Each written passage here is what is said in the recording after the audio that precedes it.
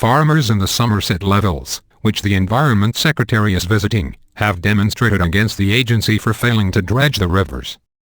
Local MP Ian Liddell-Grainger said the agency's reasons for not doing so were pathetic. There are currently 14 flood warnings across England, and 1 in Scotland. Environment Secretary Owen Paterson is due to meet farmers and council leaders in the Somerset levels, where a major incident has been declared and large areas remain underwater. Farmers in the affected area claim flooding has been prolonged by a failure to dredge rivers. The Environment Agency currently has 13 flood warnings in place across England. 9 of the flood warnings issued by the agency are in southwest England, where more rain is forecast over the coming days.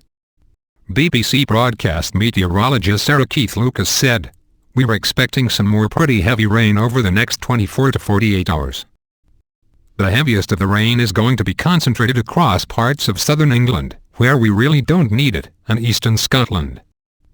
Showers in southern England are of the most concern, and we could see up to 25 millimeters, 1 in 4 and 24 hours, which in itself isn't a huge amount, but it is falling on saturated ground and is going to have a further impact."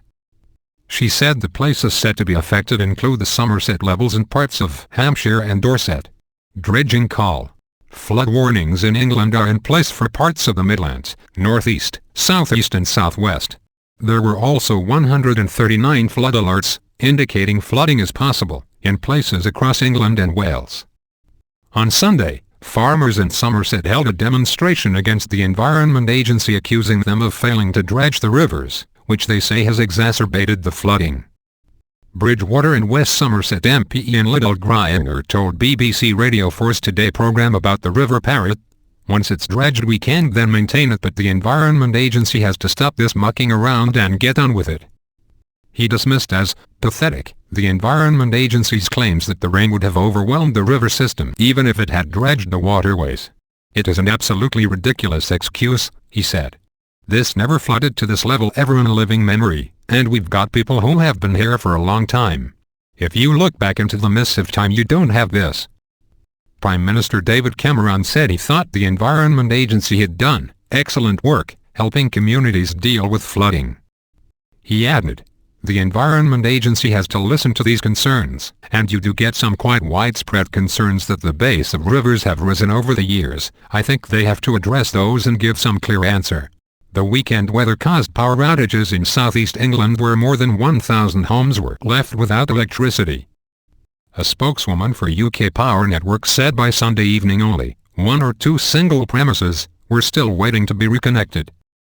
In Surrey, one of the counties hit by power cuts, eyewitnesses in Chobham reported a mini tornado so strong it lifted feral cats into the air like paper bags. There were reports of a second tornado further north in Warwickshire, where some families had to seek overnight shelter at a community hall. The weather caused some travel disruption in parts of the UK over the weekend. The heaviest rainfall was in Wales, where about 22 millimeters, 0.9 in, came down in 12 hours. Arriva Trains Wales say the line between Machynlleth and Pwllheli remains closed until 10 February following recent flooding.